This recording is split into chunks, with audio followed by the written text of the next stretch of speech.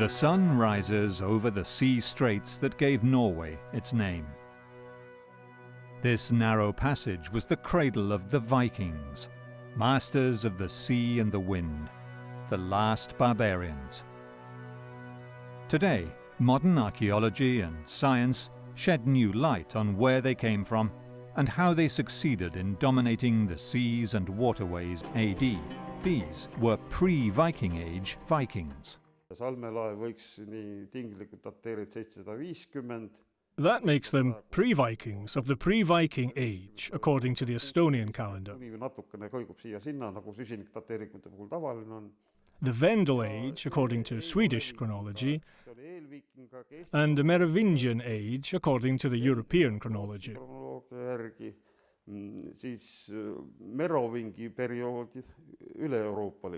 The bodies found in the Saaremaa ships had been hacked to death. Battle they died in must have been major, if 40 men were killed, and enough survivors were left to bury them.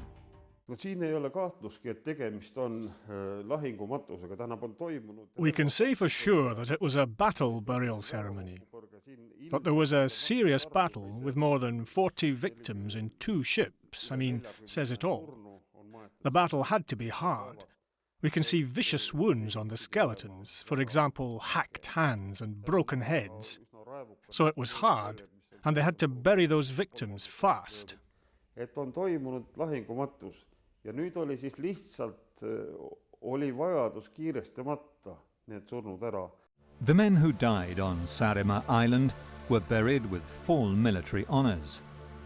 Raili Alme is an anthropologist and was amazed at the care with which they were laid to rest. Minu arvates see matus on olnud I think that this burial was done with great respect, because we can see separated body parts, heads, hands or legs, but they were buried in an anatomically correct order.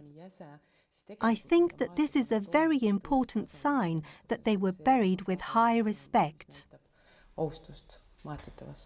The strontium isotope readings from the enamel of the teeth of the Saaremaa warriors suggest they originated from Sweden, around Lake Mälaren. North of Lake Mälaren lies Valsgärde, the heart of a thriving pre-Viking Age Scandinavian community where noble men and women were buried with rich grave goods for centuries before the first recorded Viking raid. As we shall see, the massive Lake Mälaren was the gateway to the Baltic for communities like these. Here, Ingmar Jansson found the best preserved pre-Viking Age burial site in this part of Scandinavia. The first grave of this kind dates from about 600, thus the beginning of what we call the Vendel era. But anyway, it's just one man that's laid out like that, intact. All the other families, they lie in simple graves. You don't see them, over there in a pile, cremated.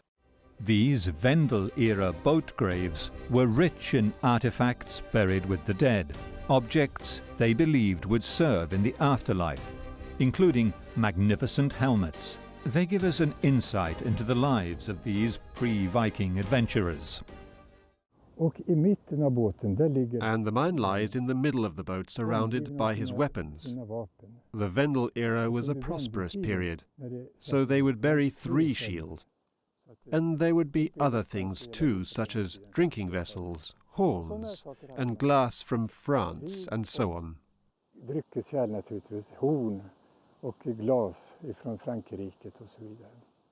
The Valsgärde cemetery shows how cremation and boat burial went together in the pre-Viking era. Noble women were buried with their typical oval brooches. There was a woman buried over there, in a 2-meter-high mound. She was buried with glass pearls and bronze jewelry and so on, but the one thing that was so special was a little dragon head that must have been made out of some kind of ivory. A woman was the owner of the finest ship grave ever found. It was uncovered in a burial mound at Oseberg, south of Oslo, and dates to the earliest part of the Viking Age. The ship now stands in the Oslo Viking Ship Museum, directed by Jan Bill.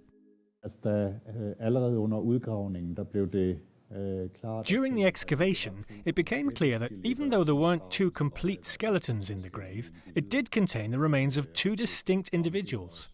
It was also evident that they were probably female. This was confirmed by the osteological examinations, and they also confirmed that the remains were from an older and a younger woman. Archaeology confirms how ships were central to Scandinavian society, and how rich men and women would literally take them to the grave. The powerful lady who owned the ship was in her 80s and was buried with a cart, a sledge, and a slave woman aged about 50, whose DNA can be traced to populations living around the Caspian Sea, the furthest east the Vikings ever went. Dendrochronology, or study of tree rings, revealed the ship's place of origin. It was only later, when other dendrochronological examinations of two ship findings from Karmøy in West Norway were carried out, that it was suddenly possible to find an exact match with the tree ring characteristics from the Oseberg ship. When it was possible to demonstrate that the tree ring pattern seen in the wood from the Oseberg ship was the same that was seen in the ships and the grave on Karmøy, then it was possible to state that the Oseberg ship must have been built in that same area of West Norway. The ship sailed for decades in the early 9th century before it was buried with the Old Lady of Oseberg. It was built here on Karmøy Island, Western Norway. Marit Vea leads the excavations at Avaldsnes, the seat of the first kings of the Northmen. Norway is named after a sea lane, and this Northway started here. When people in the olden days came sailing past the open Jae coast, just when they turn north, Karmsund, outside here, is like a road of water. So this is where the Northway started. This is where the story of the first Viking raiders of the West started, the homeland of the terrifying predators of the sea. Centuries before the first recorded attack, the sea was the lifeblood of the Nordic communities that lived along these rocky shores of Karmøy Island in modern-day Norway. The Vikings here lived and died by their ships. The ship grave on its own is a manifestation, a communication with the gods in a way. It's almost like a theatrical play, where you are connecting with the gods. And it wasn't like they made these graves in a couple of days. There were a lot of rituals, and they stood open several months. We can see that on the logs that we found in the graves. The sagas, written in Iceland 2 centuries after the end of the Viking era, record stories passed on orally by Norse poets from one generation to the next. And they tell of the first kings of Avaldsnes. The last saga from Ovald's ancestry was the king at Avaldnes, Gjua. He travelled all the way to Siberia, which the Norse people called Bjarmeland. There he met a Mongolian princess of Siberian ancestry, and to ensure the whale hunt trade, he married her and brought her back to Avaldnes. And so there was a dark-skinned queen here on Avaldnes.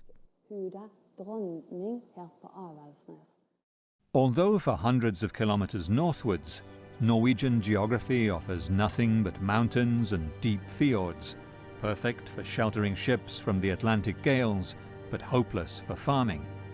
Here, local chieftains found a profitable way of exploiting the rocky coastline by extorting a toll from rich merchants passing through.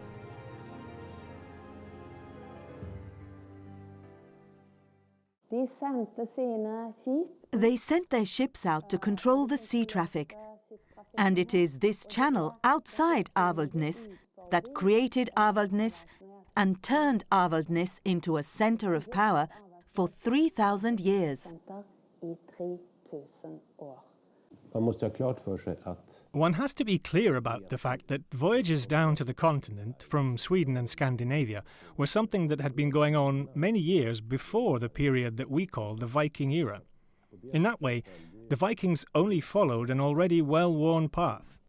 We know that the contacts between the continent and Sweden and Scandinavia were comprehensive and extensive already during the early Iron Age.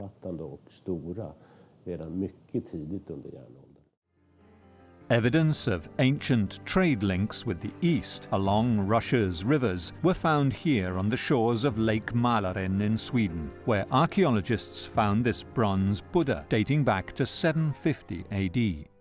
Ja, den lilla Buddha-statyetten den påträffades på 50-talet. Yes, the little Buddha statue was found in the 1950s in a settlement on an island outside of Stockholm named Helio. It was found in a house there. We know that it was made in today's Pakistan, in the Swat Valley, and that it dates to about 400 years after Christ. Och den daterar sig ungefär till 400-talet. Helio and Birka were trading emporia on Lake Mälaren near Stockholm. Here on Adelsö Island on the other side of the lake from Birka, the local chiefs taxed and extorted protection money from traders and industrialists, creating easily disposable wealth that they could spread among their followers. There was a longhouse, a port, and reception halls. As the seat of political power, it was built at a healthy distance from the industrial town where traders and craftsmen laboured in grimy and filthy conditions. The layers of waste are so thick and there is so much garbage that lies inside these places. You must also remember that many of these places, first and foremost Birka, had no natural surrounding areas. Out on the farms, they removed the waste that they used as manure for the fields and things like that. But in these places, that space was missing. Other trading towns grew and faded away. In Norway, all that is left of Kaupang on the shore of Oslofjord are a few mounds dating back to the earliest years of the Viking Age. As at Birka, here a powerful military elite taxed trade in exchange for protection. What we can see in the whole of Europe is that, when these early cities rise, they have connections to kings and the powerful. The connection can be indirect. Cities need protection. They need military protection, because trade is not a barbaric thing, it's a peaceful thing, and tradesmen are mostly engaged in other things than war. They want protection. Kaupang, on the edge of Norway's Oslofjord, actually revealed surprising cultural influences from the south and the first self-proclaimed king of Denmark. And in Kaupang, we look south, because if we look at the Scandinavian jewellery in the graves in Kaupang, culturally, it's a connection to the south. And what was there of powerful kings in the south of Scandinavia around the 800s? King Gottfred. King Gottfred was little more than a warlord based in northern Denmark, competing with others to control farmland and trade.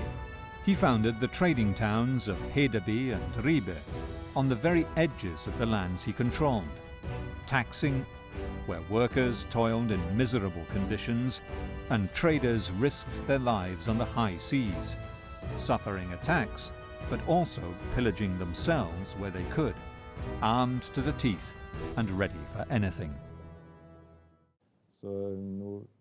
So we don't have clear traces of plunder there, but at the same time they did plunder other places, that's obvious. And we have some indirect traces.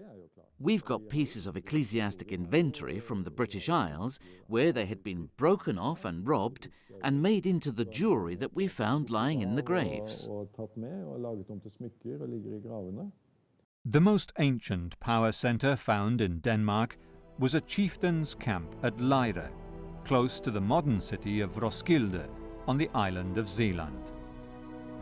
The ancient burial grounds and the royal halls here date back to the late Iron Age and Viking Age. Scholars believe this is the place that inspired the Old English epic poem about Beowulf, proving an ancient tie between the two lands. Tom Christensen has excavated here for decades and explains the ancient ties with England. What happens in England is that the Romans leave the island and then the German immigration begins, together with Danish tribes. We know that people from Jutland settled in Kent, for example, so there must have been cultural and perhaps also personal contact between the head of clans, between Denmark and England. The legendary era kings here in Denmark were known as the Skuldings, descendants of Odin. The ancestral pagan gods legitimized the rule of the kings here, committing them to defending the old religion as long as they could.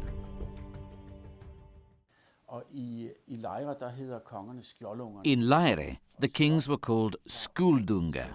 Skuld was the son of Odin, so he was the son of God. It was quite common that the royal families created connections to the gods. As a baby, Skuld was sent on a ship to the country of the Danes. So a ship arrived from nowhere with this baby on board. Relations with the gods were necessary to be able to call yourself king. You had to have a godly descendant.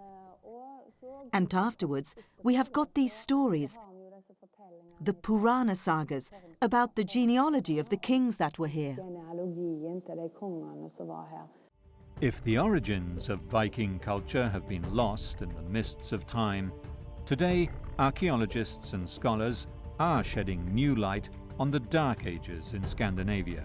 Today we know very little about early Scandinavian culture, but the extraordinary Viking sagas, written down 200 years after the end of the Viking Age, did record the legendary feats of Vikings as repeated in poems handed down orally generation after generation by court poets. The Old Norse, The Old Norse sagas, the ancient Nordic sources, are from a later date. They are written down several years after the Viking era, and they are also written down by chroniclers in Scandinavia who were Christians and who lived in a Christian context, and who wrote from their own Christian conception of the world, so to speak.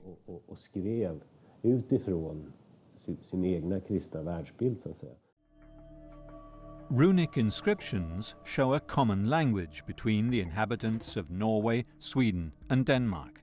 This non-standardized 16-letter runor alphabet used sound values inscribed on stone or wood by Scandinavians. Then there are the runic inscriptions, first and foremost in this part of Scandinavia, and they are contemporary. But they have their own special problems, because the messages are often very short and concise. Really, they tell us nothing about society at that time. The runestones used a standard layout of Scandinavian iconography, mainly to commemorate the dead and sometimes for magic. Carl Dahlberg is a modern-day runestone carver who lives on Adelsö Island.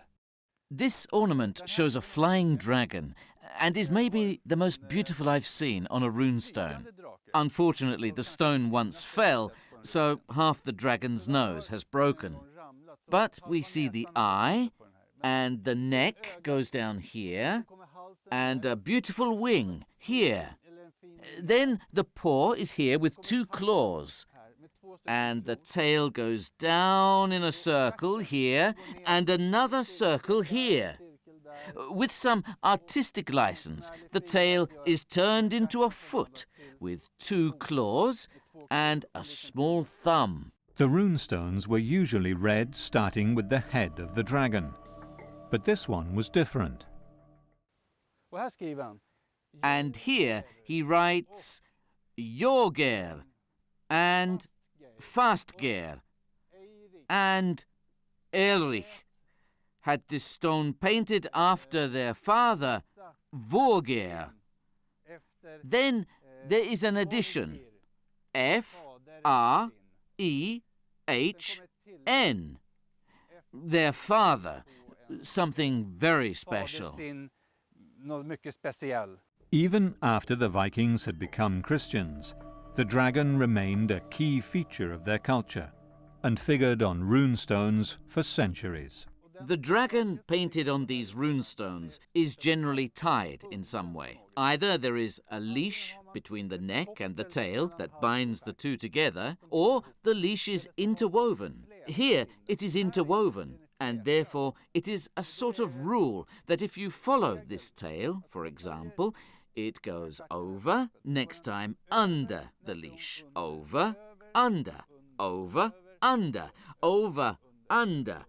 And it has to be like that all the way.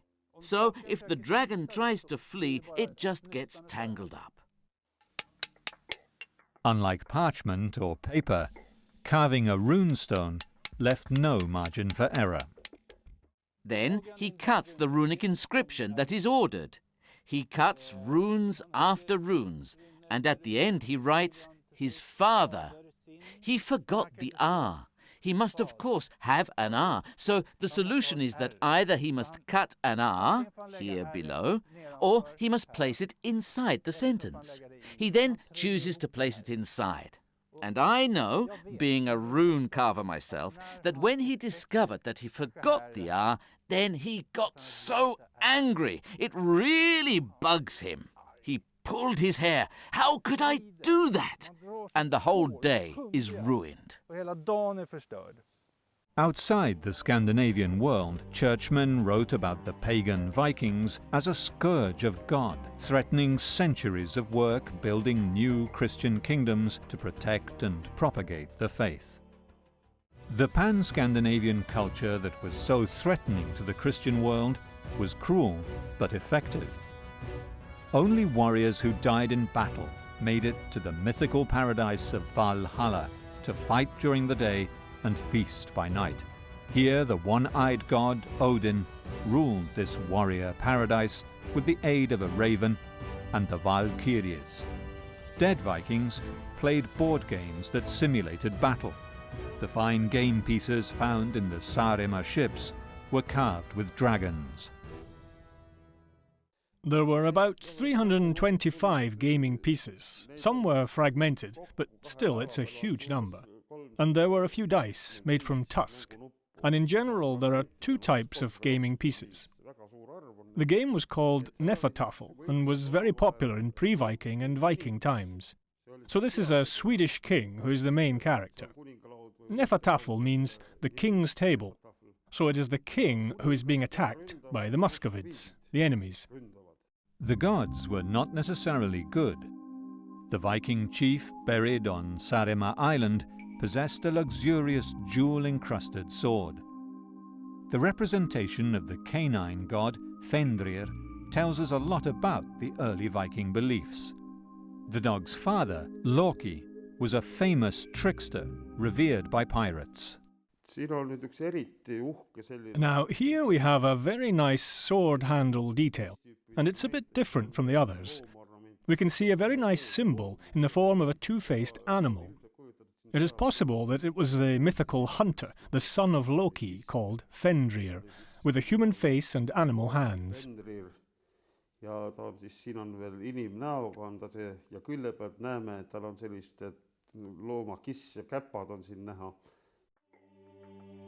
Odin and his brother, Thor, whose hammer amulets are present in every Viking excavation, had killed the previous god, Ymir, and made the world out of his body. Odin's family was vast, and if Loki was destined to betray his brothers, cousin Freya had quite a different role.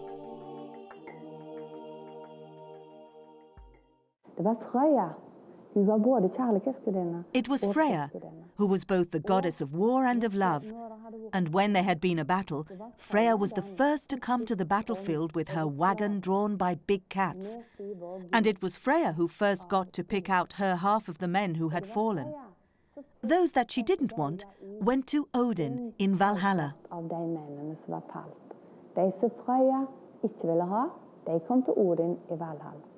Women played a vital role in religion.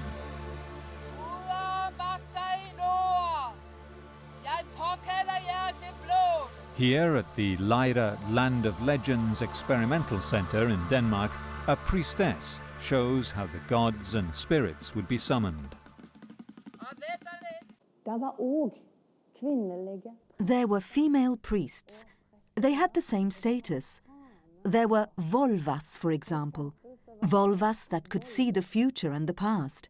And it is said in the Völuspá saga that Odin himself goes to a volva and asks her to tell him about the past and the future.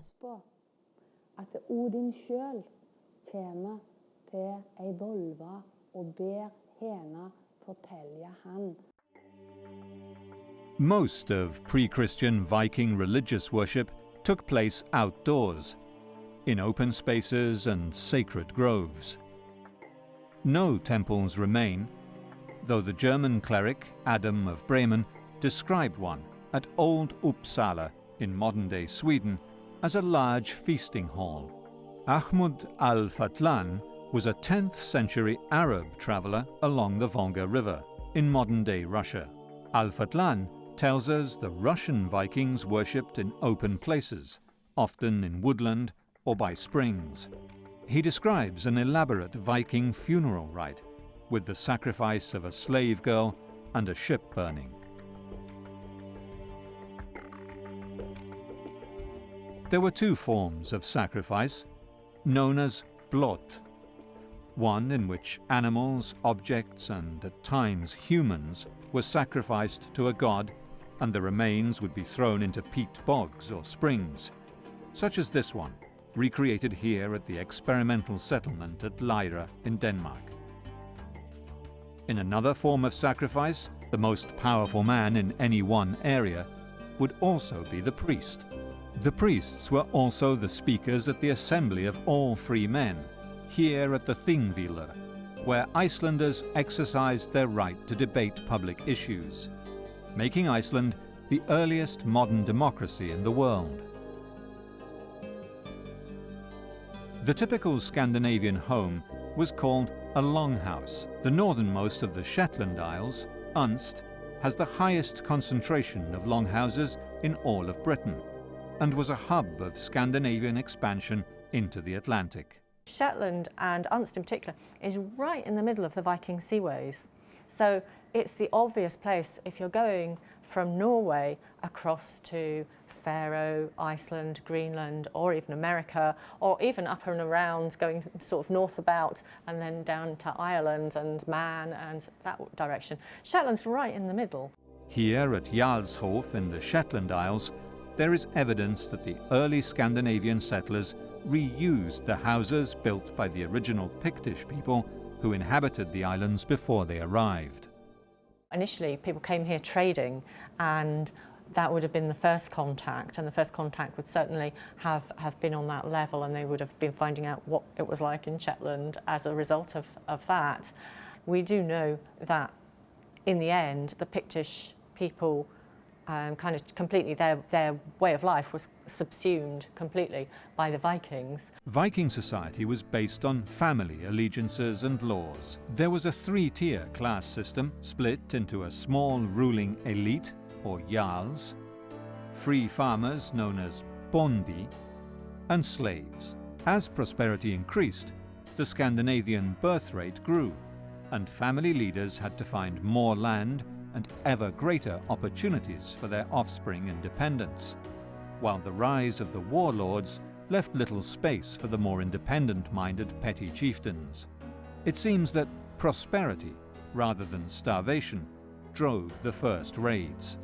Ships were expensive to build and required social cohesion. Armor and weapons, too, took organization, and taking men away from farming during the summer months meant that someone else was looking after the crops.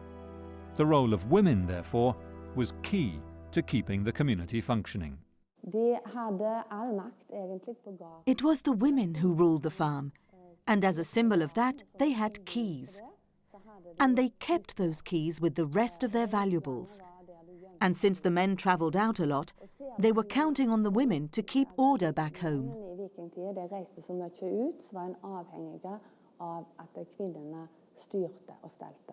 Women enjoyed greater political and economic rights than in the Christian world too, as the Lady of Oseberg demonstrates with her rich funeral goods and fine trading ship.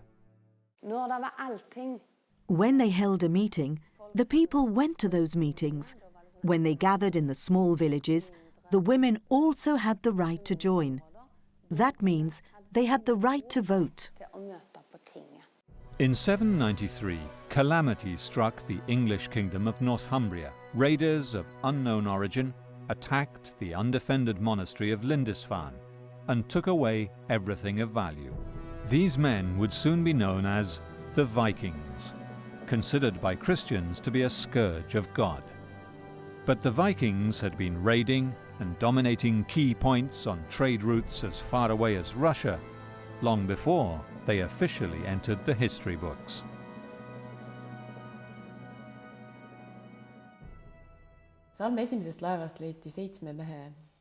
We found 7 male skeletons in the first ship in Salme, and they were not buried systematically.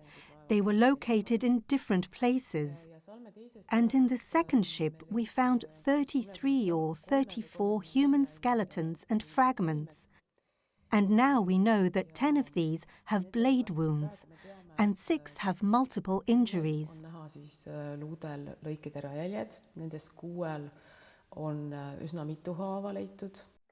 The ship graves puzzled the archaeologists. The battle wounds of the 40 men buried here show that the relationship with the local inhabitants was probably violent.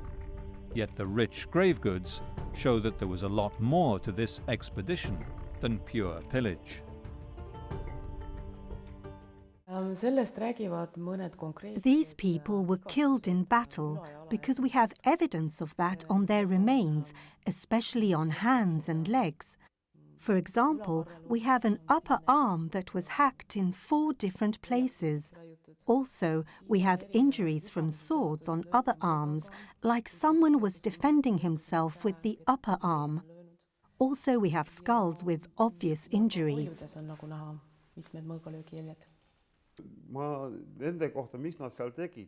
I don't know what those people were doing there.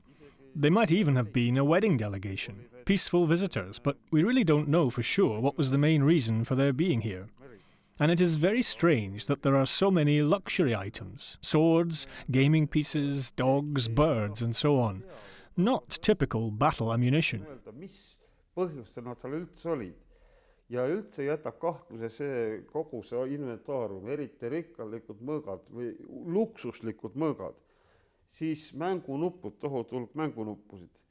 The Vikings penetrated the Baltic coastline and traded and raided deep into the East European plain.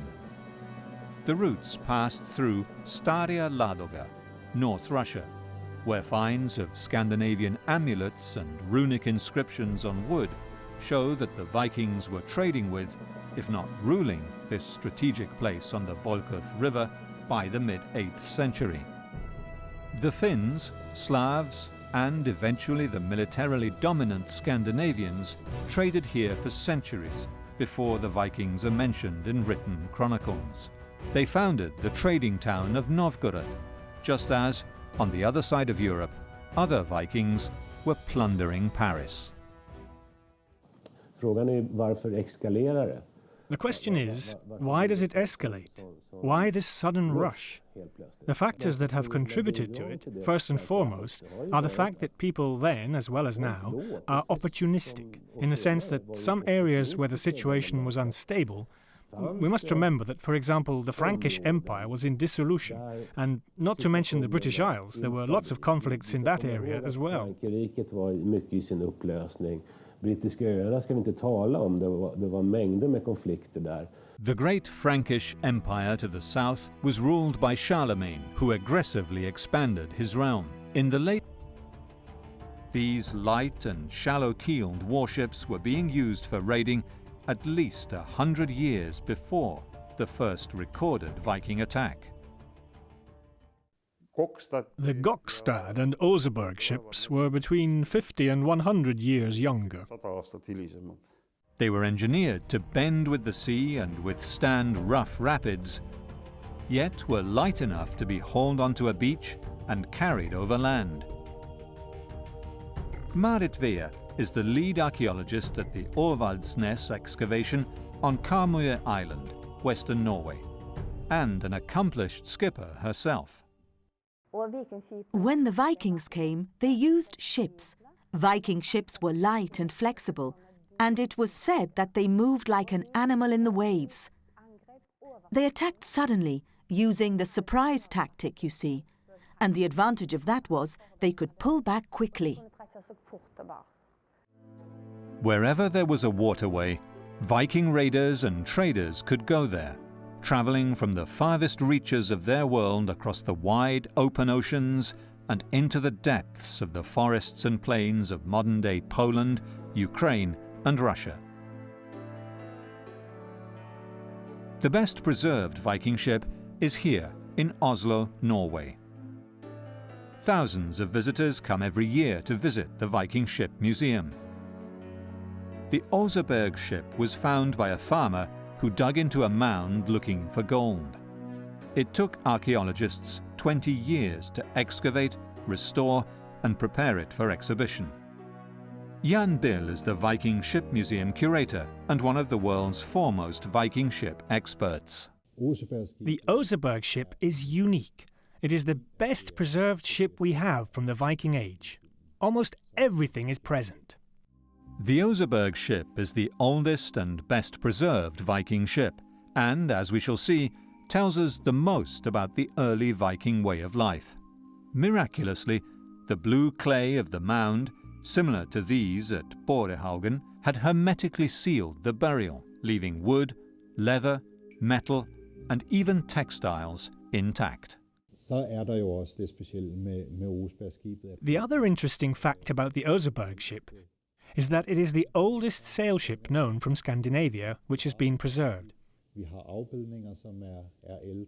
We have older pictures of sail ships from the 700s, but this is the first example of a ship where the technical construction of mast and rigging has been preserved.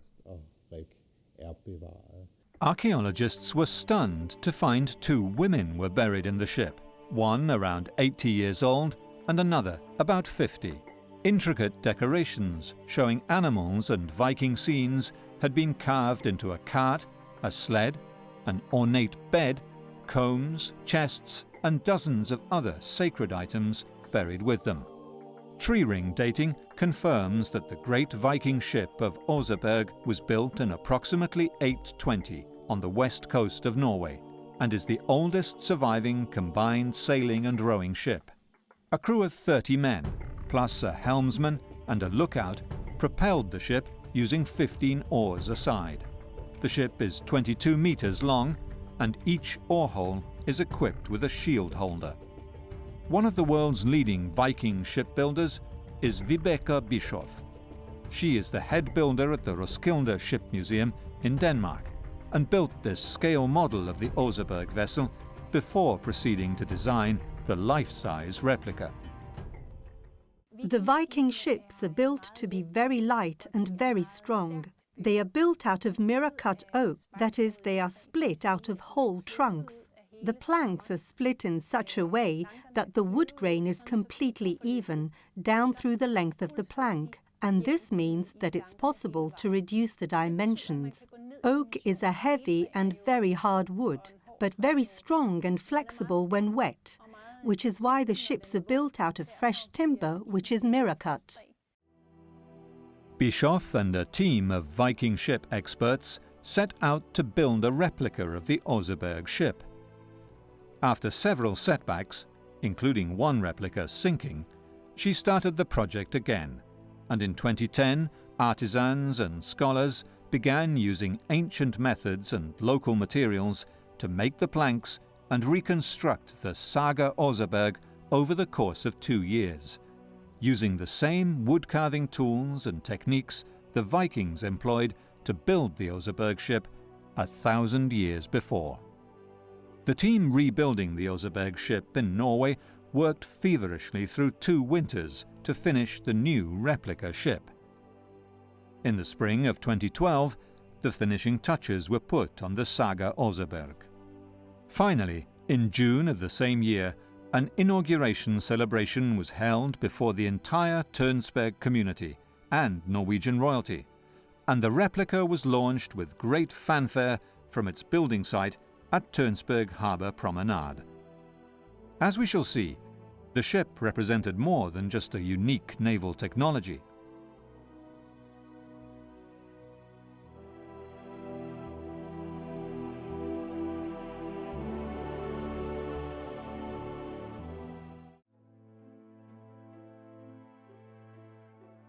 The Viking predators of the seas sailed in amazingly light wooden ships, and a group of experts and enthusiasts have built a faithful replica of the oldest surviving example. In Tønsberg, Norway, the crew and artisans who have worked so hard to build the replica Saga Oseberg have come to take her out for a sail in the Oslo fjord. I think they had the drawings in their minds. They felt the ship and knew how the ship would turn out. They knew what trees to look for when they went out in the woods, and let the tree help form the boat. They had a lot of experience and long traditions. They were artists who knew their jobs and did it properly. De var kunstnere som kunne jobben sin og som gjorde den til fulle. The ship's captain illustrates some of the incredible features, copied from the original, which show how each ship became home to its crew, all of whom left their individual mark. The owner of the ship was a revered lady, according to recent forensic investigations. Det vi også kan se på kraniet, det at We are also able to see from the cranium that the woman suffered from an advanced stage of a disease that is not genetically transmitted, and which means that the frontal bone thickens on the inside. This creates a pressure on the brain that alters the body's hormone production.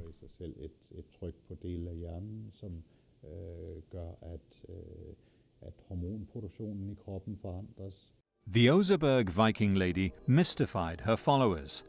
Her hormonal problem may have contributed to her growing a beard and other gender abnormalities, which some believed gave her magical abilities. They carved her image on the ship. We believe it to be the owner of the boat. There were 2 women's corpses in the grave. One of them was a woman aged 80, 1.5 meters long, with a hunchback, so she was probably about 1.10 meters long walking. She had an illness that gave her a lot of facial hair and a deep voice. On the other side of the straits between Norway and Denmark is the Roskilde Ship Museum, which holds the largest collection of Viking ships ever found in a single archaeological area. The 5 ships salvaged from the bottom of the Roskilde Fjord at Skuldelev included not only a trading vessel, but also longships. Another 9 ships were uncovered while the museum was being built, including the largest warship ever found, at 36 meters long. The Danish ships here are built from oak, and the Oseberg ship is built exclusively out of oak. Some Norwegian archaeological finds are built from pine, but in between you may find other wood species like birch, alder and ash. We have a few examples of beech, not a very good material for shipbuilding, but when we build the full-scale reconstructions, then we do it as precisely as we can. Because the Vikings did not use saws, every piece of wood was cut using axes, taking special care to work with the natural grain. Remarkably large vessels could be built using traditional clinker construction techniques. Dragon ships carrying 100 warriors were not uncommon. Using iron rivets to lay one plank over the one below, they would build a flexible ship from the bottom up. The internal ribbing was made of oak using natural curves and forks in the branches for extra strength. The planks and the ribs were lashed together using blue whale balleens, maybe the strongest natural fiber. Ropes on the ship were made of sealskin. The Viking ship rode the waves as a single flexible object, not as a mass of separate rigid parts. All of the rivets, like this, are made by our own smith, just as the tools are. They are long pins that go in with a square-shaped head sticking out on the other side, and then they hold it steady and pound it until it's fastened. The Viking ships were clinker-built, which means that the hull planks are placed one on top of another with an overlap. In between these overlaps, there is a thin woolen thread with tar to make it watertight. The planks lie tight on their own, but as it is all handmade, the wool and the tar help to ensure that it is watertight. They are then fastened with iron rivets, which are then secured on the inside so that they squeeze the planks tight together. This helps to make the hull very stiff in its lengthwise direction, and therefore the ship very strong and completely watertight. Viking ships' sails weighed over 100 kilos. They were made of a special wool, daubed in grease to make it more waterproof. They were woven by the Viking women who operated the large royal farms back in Scandinavia. The sail was worth more than a ship in the Viking Age, since it took such an amount of time making a sail. So in the law of Gulating, it's said that during wintertime, when the sail is not in use, it should be stored in the church. The Saga Oseberg sail took 1,800 hours to weave.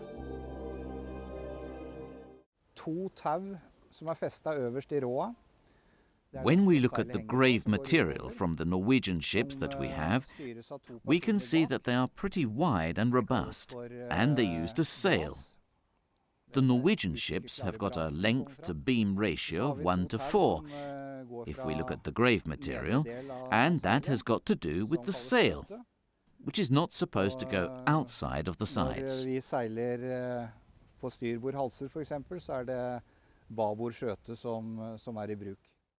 The first image of a sail on a Viking ship is this, from the Swedish island of Gotland, and dates back to about 700 AD.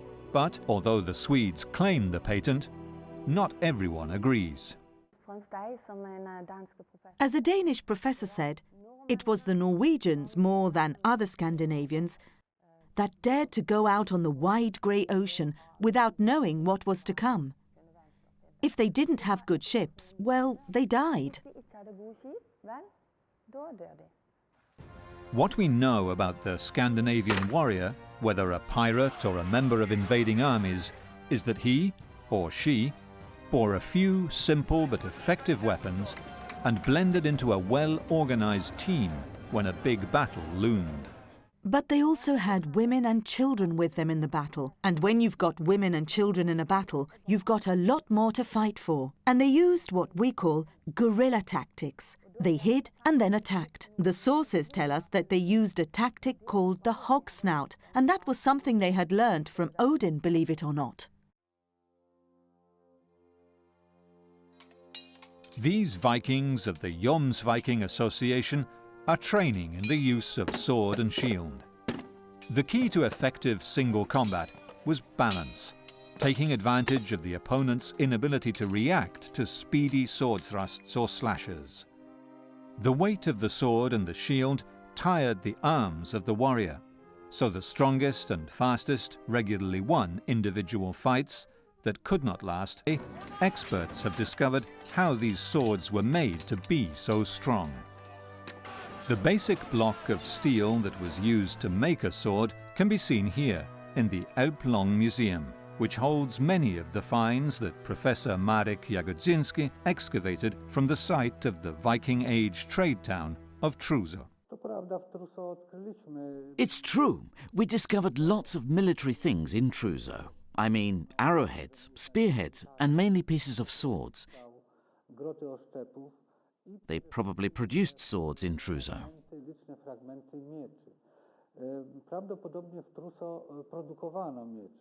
These blocks of steel were the basic starting point for a Viking sword.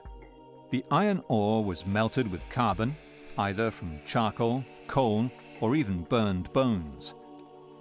The ingots would then move on down the production line to the swordsmith, where they were heated and beaten into shape. They became like these swords held in the Stockholm Cultural History Museum, strong and often elaborately decorated, at times carved with individual names. Truså was an important place of trade and craftsmanship.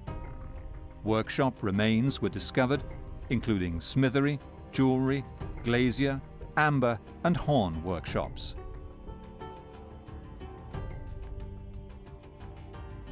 Swords made here were prized, and often those buried with warriors were deliberately bent out of shape to dissuade grave robbers.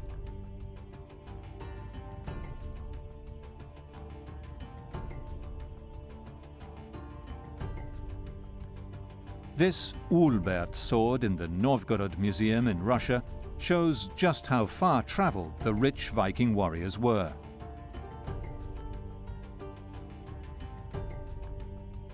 It was made in the heart of the Frankish Empire, in Germany. The Vikings sought the best swords on the market, even if selling a sword to a Viking was a capital offence in the empire.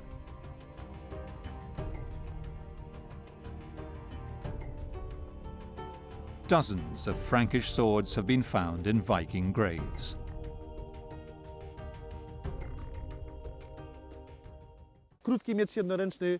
This sword is short and one-handed, which was common in the early Middle Ages.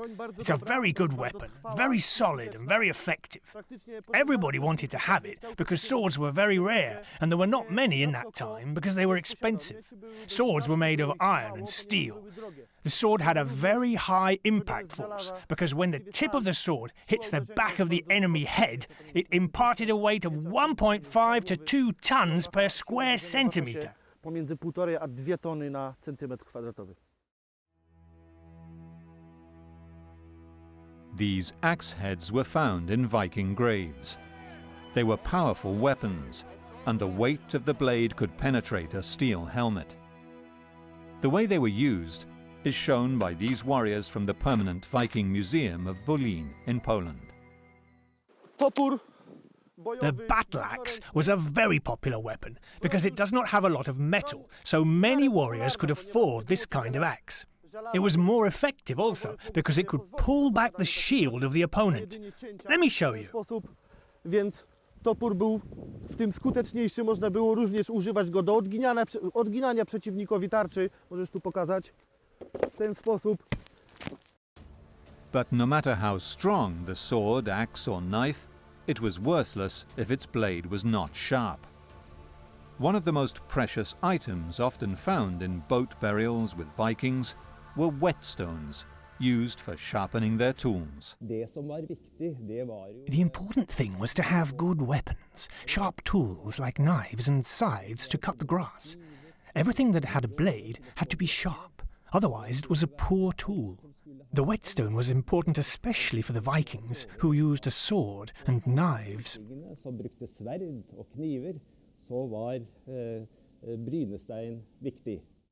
Using quartzite found only here in the Telemark region, the Vikings industrialized the production of whetstones, trading them out of the country as ballast in their ships and returning with other goods. We know that the Vikings used the whetstones with other tools. They hung from the belt, and we've got examples of it. The whetstones were used and hung in the belt together with weapons, in special sheaths, leather sheaths and skin sheaths, so that they always were ready to sharpen their weapons, make the weapons sharp.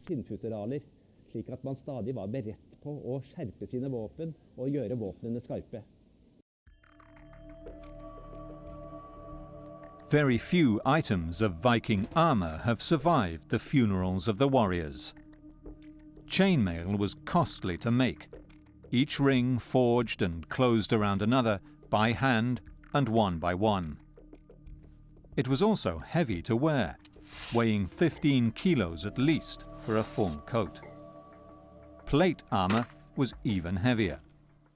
As we see, it was very hard and also very expensive and very rare. This breastplate doesn't protect arms and it is short. The hauberk, which my friend has, is long and protects arms, so a greater part of the body. But mainly on the chest was very good also.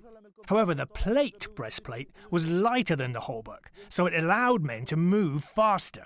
Many Viking warriors would not have been able to afford armour and would have relied on heavily padded leather jackets instead.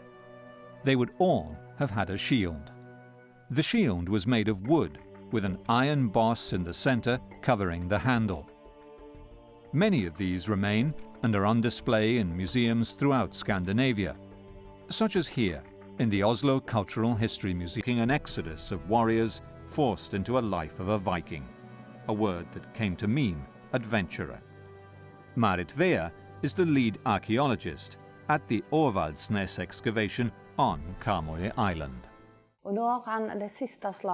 The last battle was in Havsfjord, around year 870. And when Harald Fairhair won this battle, he made Avaldnes into his most important royal estate, because this was where he could control the shipping traffic on the Norwegian coast the best. Events in Norway impacted politics in England too.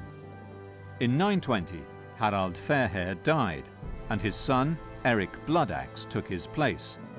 But he was defeated and exiled by his English-educated brother, Håkon the Good. The fragile peace that had settled on England, Norway and Denmark was about to be shattered. In 847, the restless nobles of Northumbria in England invited the pagan exile Eric to rule over them. They elected him king here at Ripon Cathedral and began minting coins in his name. The Saxon reaction was devastating. King Edred had Ripon Cathedral burned to the ground, and the terrified Northumbrians withdrew their support of Eric, who was killed in battle after a second attempt to win the throne of York. As we shall see, his Danish wife and a brood of dispossessed children thirsted for vengeance. During these upheavals, York continued to thrive, and Saxons and Scandinavians mostly lived in peace. The city of York grew, and the Scandinavian and Saxon populations merged in the most surprising way. Even building materials showed curious interaction between communities.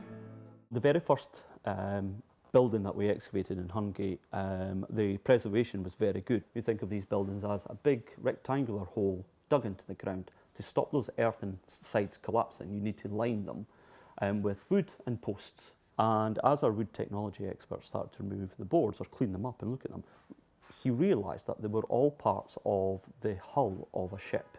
These weren't boards from a Viking ship, they were actually from an Anglo-Saxon boat. The building techniques show how society changed over the decades after the fall of Eric Bloodaxe, and a more peaceful period began. When we start to see, say, the sunken feature buildings develop in the latter half of the 10th century, they fit with a sequence of archaeology that we see in places like Oxford and London and Chester, and we're probably seeing a post-Bloodaxe confirmation of a stronger Anglo-Saxon culture starting to move up through the country itself. The Danes in England continued to maintain a separate ethnic identity well into the 11th century. As we shall see, one especially violent incident in an already violent age precipitated a full-scale invasion by the Viking king of Denmark. In an early example of ethnic cleansing, King Ethelred ordered the murder of all Danes in England on St. Brice's Day, 1002. Possible evidence of this was found in St. John's College, Oxford, when a car park was being built behind new student accommodation. Mark Pollard is the forensic archaeologist appointed to examine the skeletons. The ditch was outside the city walls, so one assumes that the people were marched out, if they were in the city, were taken out and executed, and then just pushed in the ditch. The most advanced scientific techniques were used to identify who they were and why they died. We first radiocarbon dated a selection of them. We then began to look at the carbon and nitrogen isotopes in the bone collagen, which is an indicator of diet. And we also looked at the strontium and oxygen isotopes in the dental enamel from the teeth. because that gives you some indication of where those individuals grew up. Dating the bodies was complicated by the probability that the victims had a high marine protein diet. If people have a large proportion of marine protein in the diet, then this can actually show up in the radiocarbon date as making it earlier than we would expect. So when we dated the St John's College skeletons, we found that the radiocarbon ages were up to 100 years earlier than 1002 AD. However, strontium and oxygen isotope analysis of their tooth enamel gave some indication as to where they grew up. It's difficult to say where they did come from, but I think it's reasonably confidently we can say that they weren't brought up in the south of England. Were these Viking raiders or innocent Danish traders caught in the city on the day of collective Saxon paranoia? Could the skeletons found in St John's College have been victims of the St Brice's Day massacre? And how did their fate tie into the spread of a wider Scandinavian empire? For the St John's skeletons, we don't think they came from the south of England. They have a young demography, 16 to 25 in general. They're all male. Some of them are carrying healed battle wounds. So that, to me, suggests that what you've got is a raiding party. Whether or not these men were victims of the Saxon massacre, they represent a new and vital clue in showing the violent social tensions that were rife in English society in the Viking Age. The St Brice's Day massacre sent shockwaves through Scandinavia. The new king of Denmark, Sven Forkbeard, attacked England with a mighty army.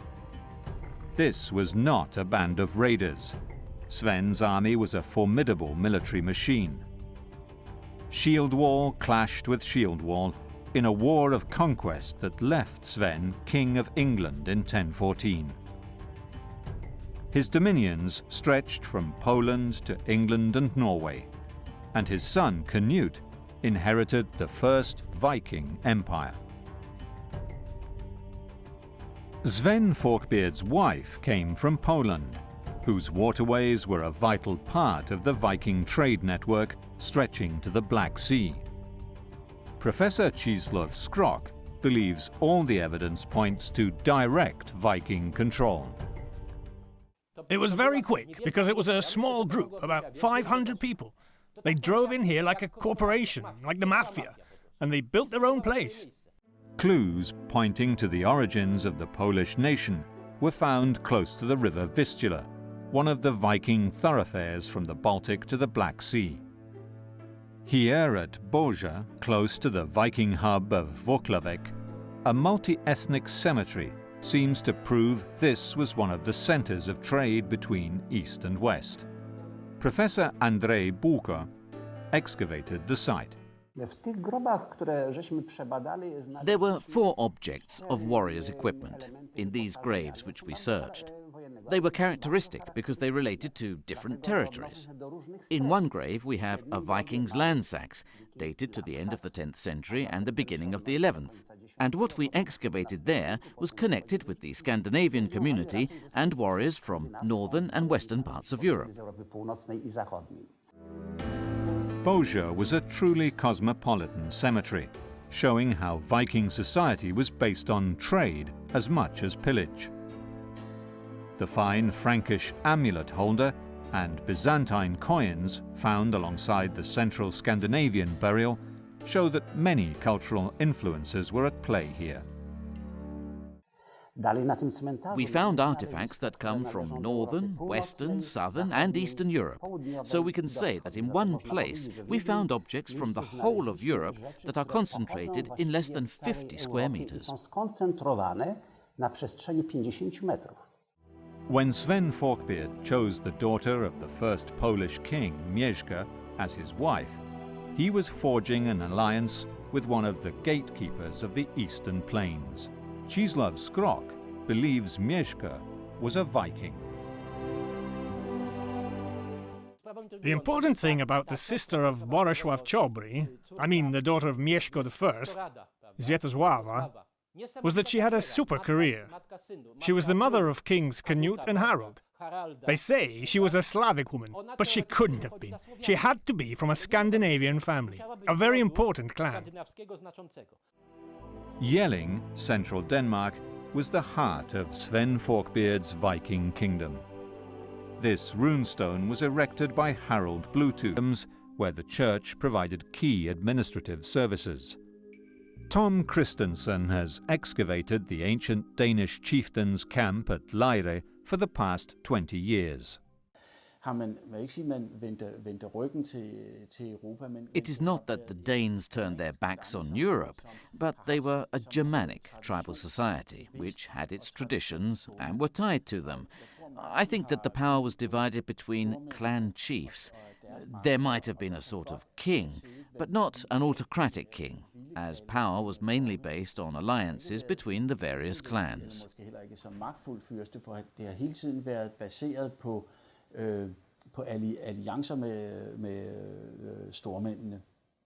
These enormous mounds at Jelling are at the center of the largest ship setting in Scandinavia and must have represented an important pagan shrine. Evidence that Harald actually did control the whole of Denmark are these fortresses, called Trelleborgs, spread around his realm that stretched into modern-day Sweden. Each fort was circular, with 4 doors and longhouses in each quarter. Although Bluetooth was nominally Christian, here in Trelleborg, the remains of 2 children thrown into a well at the age of 4 show that human sacrifice continued far into his reign. Harald Bluetooth claimed the thrones of Norway and even Sweden, and drew on the services of the finest pagan mercenary force of the time, the Jomsvikings, one of whom is commemorated on this runestone on the Swedish island of Öland. Based in present-day Volyn, they remained Bluetooth's allies till the end, well after he was deposed by his own son, Sven Forkbeard, in 998. He is buried in Roskilde, the first Christian parish in Denmark. The first Danish bishop was an Englishman, but the Germans wanted Denmark as a church province. So when Adam of Bremen later on wrote about the conditions in Denmark, he portrayed Harald Bluetooth as a positive leader for the Germans and stated that his burial took place in Roskilde. The Swedish, Danish and Norwegian kings looked eastwards to the great plains of Poland and Russia for their wealth, and sent men and goods down the great rivers to Constantinople, where they traded with the great empire and served as mercenaries in the imperial Varangian Guard. Nearly 3 centuries after the first recorded Viking raid in England, the epic of the Northmen reached its climax. This runestone in the churchyard of Tumbo, Sweden, commemorates a Viking warrior who died in the service of the Greek emperor. Another, near Uppsala, commemorates a great captain. Across Scandinavia, memorial stones like this bear testament to Viking soldiers who fought in the Mediterranean. The elite Varangian Guard fought along the empire's frontiers, and in Italy clashed with descendants of other Northmen who had built a home in France.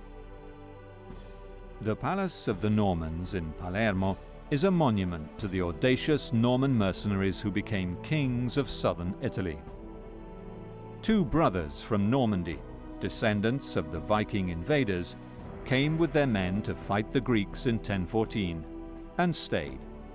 They emerged the final victors after a series of long drawn-out wars in southern Italy in the early 11th century.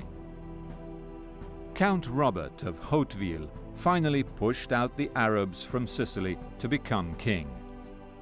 He was crowned here, in the Palace of the Normans, by the powerful Bishop of Palermo. The Norman rule over Sicily was famous for its tolerance and openness to trade with the Arab world. Even farther east, in the bustling metropolis of Constantinople, a Norwegian mercenary commanded the imperial guard, known as the Varangian Guard. Harald Hardrada was an heir to the Norwegian throne, but working for hire in Constantinople.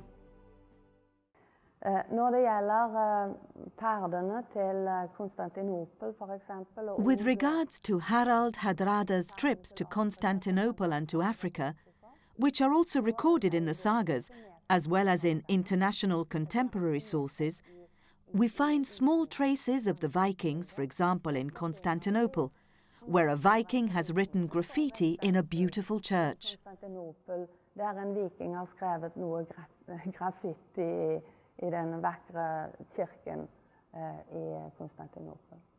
In 1046, Harald Hardrada turned his sights back to the homeland of Norway, where his nephew, Magnus the Good, had been elected king.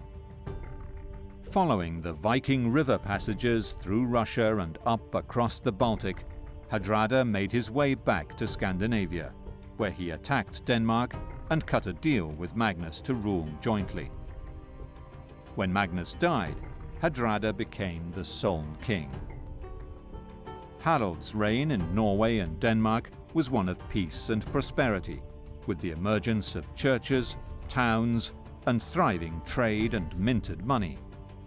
Hardrada's ambition was to recreate Canute's North Atlantic Empire. He claimed the Danish throne and then was invited by the exiled half-brother of the English king to take the English throne as well. In 1066, Harald set sail from Norway. Other powerful kings had their eyes on the English throne. In Normandy, Duke William had been promised the throne, and now was preparing to take it by force. In William's view, King Harold Godwinson of England was a usurper. The Bayeux Tapestry supports William's claim to the English throne and describes how he went about winning it for himself. The Duke of Normandy could count on important allies in his bid.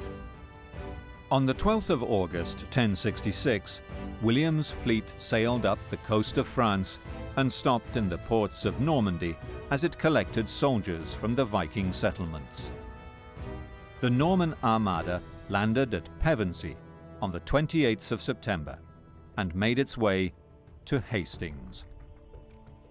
As William and Harold Hardrada bore down toward England, the English king Harold Godwinson rushed north with his army. Harold Hardrada defeated the English at Fulford on the outskirts of York, but when the might of the English army met the Viking hordes at Stamford Bridge, Hardrada was killed in battle.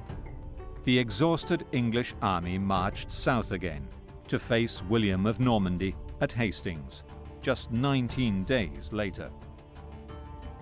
The Norman cavalry fled in front of the Saxon shield wall, and William was given up for dead. The Saxons broke ranks to Russian steppe and beyond it to the civilizations of the Eastern Mediterranean. For the Vikings, it was just one of the entry points in their aggressive penetration of the Eastern European landmass. A few kilometers south of the Volkhov estuary into Lake Ladoga lies Staria Ladoga. Here, archaeological excavations have exposed the birthplace of Russia. The typical runic inscriptions and Scandinavian amulets that date back to 753 show that the Vikings had come to dominate this strategic point on the river almost half a century before the first recorded raids against Western Europe. This is Staria Ladoga, where for certain we have found Scandinavian artifacts dating to before the Viking Age. This is the story of how the great Eastern Empire of the Vikings developed out of a small band of ruthless pagan traders and warriors drawn to the incredible riches of the Eastern Mediterranean. It starts here, in Staria Ladoga, an ancient trading place on the Volkhov River in northern Russia. The most important artifacts relating to the Vikings go back to ancient times, mainly the 9th and 10th centuries. Their ships ploughed the seas and rivers of the north and penetrated into the landmass of today's Russia, Ukraine and Poland in search of the legendary wealth of the south. Here they captured slaves, plundered furs, and took them to the cities of Baghdad and Constantinople, where they exchanged them for silver coins, some of which found their way back to the Viking homeland. Today, as far as I know, most researchers believe that the Scandinavians exported silver from the Caspian Sea and imported furs taken from Eastern Europe. But here there is some divergence in opinion on the origins of certain goods. Furs were objects of prestige, not very practical, but of prestige.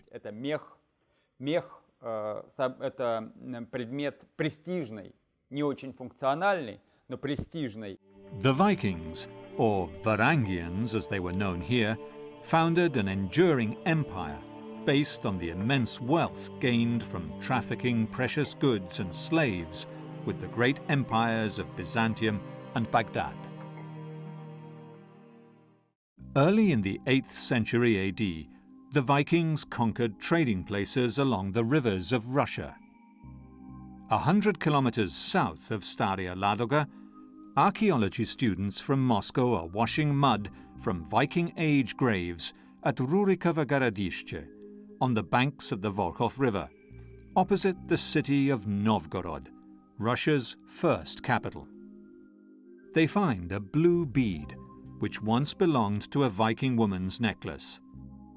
The day before, they found an axe head, confirming that these tombs were the final resting place of the earliest Viking warriors who came to dominate the area. The finds from this site are sent to the museum's restoration laboratories. Here, a laboratory technician is cleaning and preserving wooden objects from the many sites around the city of Novgorod. The wood is preserved using glycol that replaces water in the wood cells. The excess is frozen dry. Alesia Rude is the curator of Novgorod's Viking exhibition and has been following the results of the Rurikovo Gorodishche excavations for years. According to the chronicles confirmed by archaeological finds, this village was founded by one of the Scandinavian princes, Rus as they were called, Prince Rurik. He came here in our lands with his druzhina, or band of Varangians. The arrival of the Vikings, or Varangians, is dated to approximately 840 AD. The Finnish name for them was Ruotsi, corrupted to the word Rus, the name the new military elite came to be known by for centuries.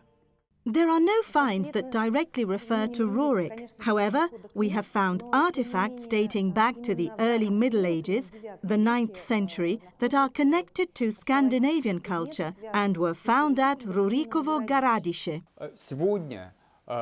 Today we link the word Rus with the Finnish word Ruotsi. There is no doubt about that. However, in ancient Rus tradition, it is possible that the word Rus referred initially not to a country or a people, but to a social group. The dynasty of Rurik ruled Russia for hundreds of years. Chapters of history told here on this monument in Novgorod. His son, Ingvar, or Igor, was a child when he died, and Rurik's faithful companion, Oleg, reigned until he came of age. Polish professor Czesław Skrok has passionately studied the Viking kingdoms of Europe. I tym Ingwarem opiekował się Oleg. And Ingvar was raised by Oleg, the leading noble. He had a catastrophe on his hands. Rurik had allowed friendly Scandinavians to sail down the Dnieper and set up a new settlement. Their leaders were Askold and Dir.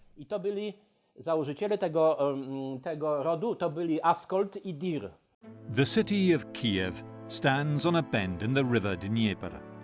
Rurik's followers, Askold and Deer, captured the town and turned it into their base for a new push down the river system towards the Black Sea. In 860, the city of Constantinople witnessed the arrival of a flotilla of Viking ships. The emperor was away, fighting the Arabs, and the Vikings, although dissuaded from attacking the city by its massive walls, attacked the coastline instead. The city's religious leaders had taken refuge on the so-called Prince's Islands, which the Vikings mercilessly pillaged. For the first time, the Vikings contemplated the wealth of the imperial capital with their own eyes. They would come back for more. Stało się to, że ten Oleg zaniepokoił się, że ten Askold i Oleg was angry that Askold and Deer had gained such power, that they wanted to be Jarls or even more. They had power because when they were in Kiev, they attacked Byzantium, the greatest power in the world at the time. They were so brave that they pillaged Constantinople. So it's historical fact that Oleg murdered Askold and Deer. Konstantynopol, prawda? Łupili tam, to ich specjalnością. Więc Oleg, i to są fakty historyczne, Oleg ich zamordował, Askolda i Dira zamordował. Aliek captured Kiev and murdered Askold and Deer, whose tombs lie under this church on the riverbank outside the city. Next, he moved on Constantinople, known to the Vikings as Mikelgarde. In 907 AD, once again the Viking fleet appeared on the Bosphorus, sacking coastal villages and Christian monasteries. In a famous surprise attack, Aliek had wheels put on his ships, carried them across land, crossed the Golden Horn, and entered the city. Unable to hold the prize of all prizes, Aliek the pagan settled for a privileged trade agreement and strategic alliance with the imperial city, the heart of the Christian world, which turned the kingdom of Kiev and Novgorod into the most powerful state in Eastern Europe, which also supplied mercenaries for the emperor's bodyguard. It was a lucrative business, as the Varangian guardsmen were paid 40 gold pieces a year, plus food, lodging, and special bonuses. The golden era of the Vikings in the east was about to begin. The sun rises on the Viking mounds of Staria Ladoga. This burial mound once held the remains of Rurik's successor, Aliek, whose attack on Constantinople is the high point of the Viking Eastern saga, thrusting these fearless barbarians into the history books of the great city.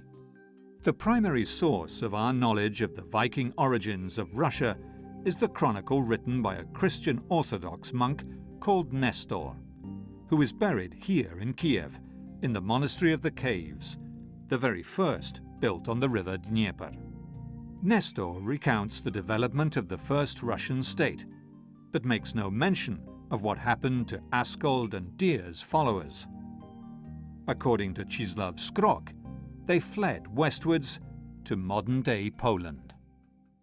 Nie było żadnych dużych sił wojennych. There was no military opposition here. The population was sedentary and calm. There was no one to stop them. To the north was the Baltic Sea, with access via Wolin, Kołobreg, Truso and Elbląg. There were the swamps of Notek, so they had security. On the west, I mean protection from Kiev and Novgorod, there were swamps of the Poles. And to the east, the Slavs of the Elbe and Oder. Od zachodu jeszcze byli Słowianie między tą Elbą a Odrą. Все-таки, когда мы говорим о тех скандинавах, которые осели здесь, However, when we talk of Scandinavians who settled in the land of future ancient Russia, I don't think we can talk of great global migration of peoples who moved freely between Normandy and York, for example, and Iceland and Kiev.